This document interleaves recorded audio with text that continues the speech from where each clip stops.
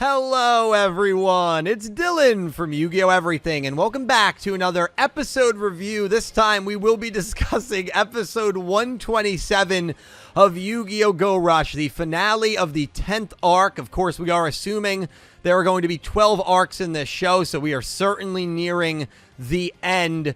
Man, what a freaking episode with a lot of twists and turns and a lot of discussing points, and I don't even really know where we should begin, to be totally honest with you. I mean, we're just going to start with, like, the big thing. And, of course, the big thing in this episode is that Yugioh does not become Otis. He does not successfully activate the Monster Reborn card. It was a fake out. It was a solid fake out, and Yugioh is the one who takes over the duel for Yugioh, ends up using Monster Reborn, losing his memories, and becomes Otis, and his memories are gone, and the Yugioh we know is gone and dead and buried. A lot of people had theorized that maybe this was going to happen, right? Maybe Yugioh was going to be the one to take the mantle of Otis, and it was not going to be Yugioh. It was not going to be his sister. And those people that, theorized it, well, you guys were right. What are my thoughts on it? I've got a lot of thoughts. I've got a lot of things to say, starting with the Yugioh element, and just that whole ending scene. I think we'll start there. Very, very, very sad. Very sad. To the point where I was live reacting to it, and I was even a little bit kind of on the verge of tears, to be honest with you. I mean, it was a heavy-hitting scene where Yugioh, I don't think ever really thought she was going to be in this position. Yugioh's probably thinking this is supposed to be the other way around. It's supposed to be me losing my memories, sacrificing myself, not me living in the reality where I'm going to lose my brother, who ended up having the courage, the guts that I so frequently never thought he had to step up to the plate in a moment of hesitation, take over the duel for me, and go through successfully with defeating Yugioh and becoming Otis. It was a very sad scene from Yugioh's perspective, losing all of his memories, screaming in pain at the beginning of the sequence as the memory wipe sequence is happening. And then, my heart broke a little bit when he's, slowly forgetting who Yugioh is. He's like, is that Yugioh? Is that my sister? And then at the very end, he just goes, Yua, and he can't even finish her name.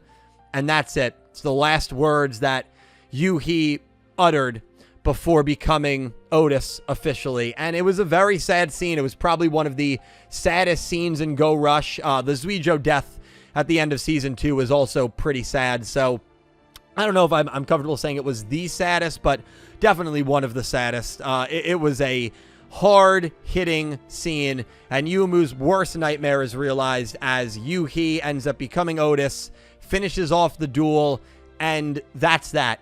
Here's my initial thoughts on it. I do not believe that the writers are going to stick with this. I just don't. I think this has happened way too early, and I do not think that by the time Yu-Gi-Oh! Go Rush ends, Yugioh will have led to that predetermined future and will have become Otis. I don't think so. I think something is going to happen. I think the most likely explanation, honestly, is Yugioh maybe coming back and saving Yugioh from himself, from becoming Otis. Something that I love that the episode did was kind of reevaluate Monster Reborn.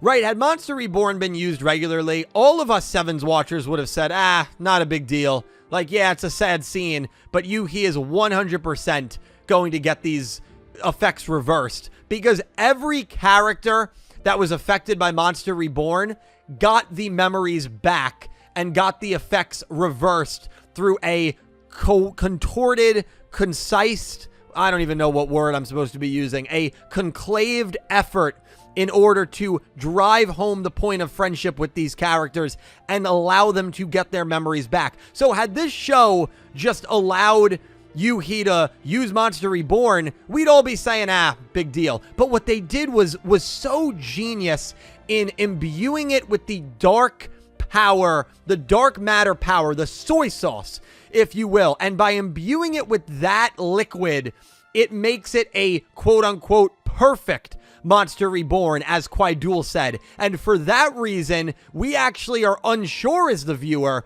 if these effects will be reversed. I think they still will be, but there were plenty of people in my chat that said, no, I think this is it. I think Yuhi's going to end up being Otis. It's probably the best decision. If any of these three characters were going to be Otis, I think Yuhi being him is probably the best decision, but I still don't think it's going to happen. The other thing we got to talk about, of course, is Yuumu.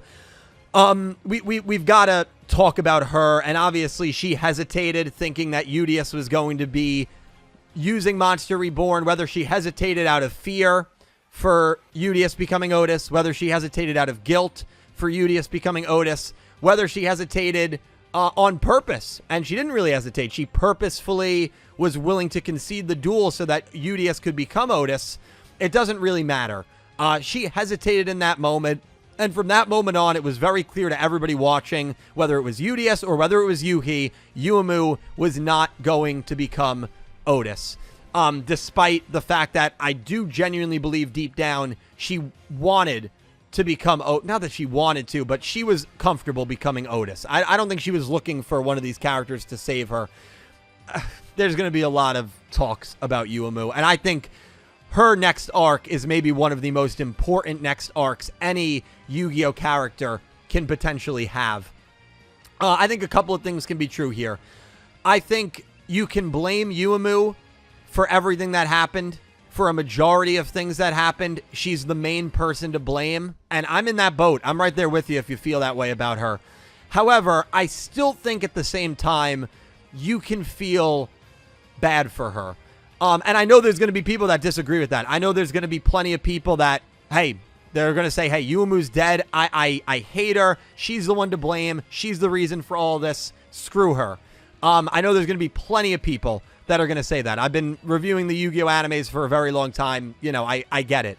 You know, and like, I do get where people are coming from, right? Because like Yuumu did cause all of this, but hear me out on this. I still believe that Yuumu was affected by a couple of different factors that kind of caused her to lose herself. And I think in the next arc, we could see that really play out. And I think we could see her maybe get back to an older version of herself that's going to be filled with regret and sorrowness. I never agreed with her decision to become Otis. I always thought it was a little silly. As someone who's pretty close with my brother and someone who's pretty close with I'm very close with my immediate family. I would never force them to lose me in order to help a great-great-grandson or granddaughter. I think that's just a little silly. I would never do that. And Yuumu and Yuhi were very close, so I think it's a fair comparison for me to kind of put myself in Yuumu's shoes. I think it's a silly decision. But here's the thing. Yuumu was taken by the dark matter energy, and she was isolated for about a month before she came into contact with anyone else. If you look at the studies that have been done of what human isolation can do, if you do not have contact with people for like a week, that can cause serious and like long-lasting effects on like your mental health. She was isolated for 4 weeks.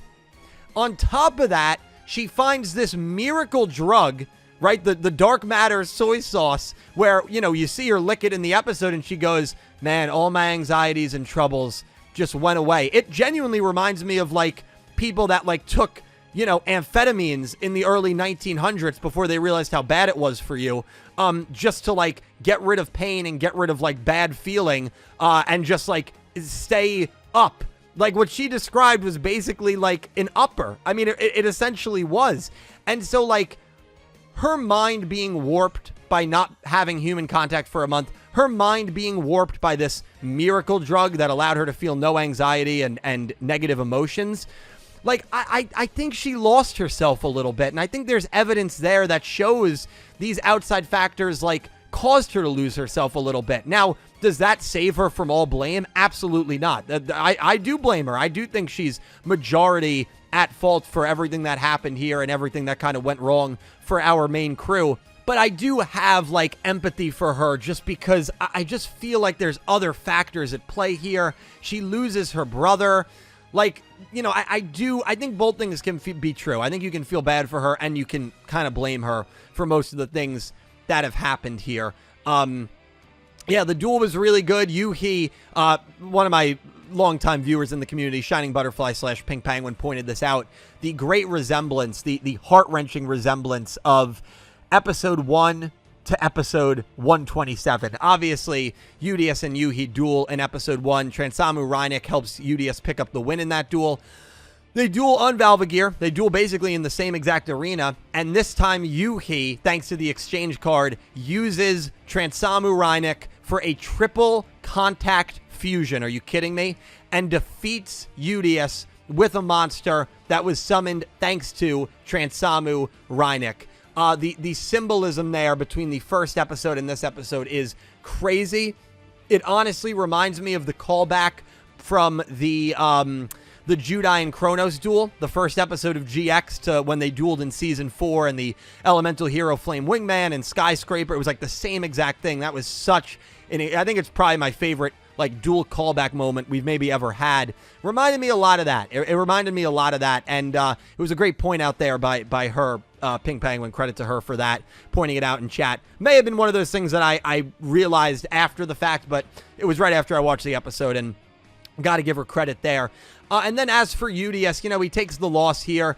Yugioh, I think, is going to be fine. I don't really know what kind of happened to him at the end of the episode, because he's obviously not there when Goha Yuna, Uemu, and now Yuhi Otis are talking on top of Goha Corporation. But Yugioh's next steps will be very interesting to me. I think he was someone who could afford a loss here. He's won against basically Team Odo to end Arc 8, to end Arc 9. Felt like him winning a third time would have been a little repetitive in that regard. And so I'm fine with him losing there. I think the main message and character point comes across. Yugioh is a selfless person who is willing to do anything for his friends. That's his character. That came across tenfold in this episode. Love that he tried to act like he lost his memories even though he didn't. The question also I had, if he even successfully used Monster Reborn, would it have mattered? Because he's Valgyrian, would he have been, immune to Monster Reborn? He very well could have been. You know, we don't get the answer to that because he didn't successfully use it. But Yugioh, I thought, had a strong episode, even though he lost in the duel. All in all, it was a really, really enjoyable episode, and I'm very interested to see where we go from here. I got to give Go Rush credit, man. They have done something so well in that they give you these really deep philosophical debates, right? We could debate probably for hours, was Uemu in the right or was she in the wrong? Is she the only person to blame or not? Should you even feel bad for her? Or, hey, it's her fault. You shouldn't feel bad for her at all. She caused all of this. You look at the Valgyrians and the dark matter people, right? If the Valgyrians are brought back to life, all of the dark men, all of the dark matter empire goes away like that with the snap of a finger. So, do they deserve to die just to bring back the Valgyrians, even though the Valgyrians maybe have reached their end? And as Yugioh put it, they already reached their lifespan. But then you could look at Yugioh's words and say, well, who are you to speak for all the Valgyrians? Just because you feel that way doesn't mean, you know, Shelda in row 8 or whatever, who's on a t-shirt rack. Even though I don't know why I picked a girl. Denwa's the only girl that we know even exists. But, you know, Shelda's out there probably somewhere. Maybe she dreamt of being a slam poet. We don't know. You know, she may have had a whole life plan for herself. So, you know, I just, there's so many, philosophical things that you can talk about, man. And it's very, very exciting. It's one of my favorite elements of Go Rush. And this next arc is going to be massive. Not only because it's the penultimate arc, but because a lot of the characters have now gone down very, very drastic character tree routes. And what do you do with them? I don't know. But I am so freaking excited to find out. Anyway, guys, those are my thoughts on episode 127. Please let me know all your thoughts on the Arc 10 finale of Go Rush down below in the comments. As always, thank you so much for watching. And I hope you have an amazing day. Take care, everyone.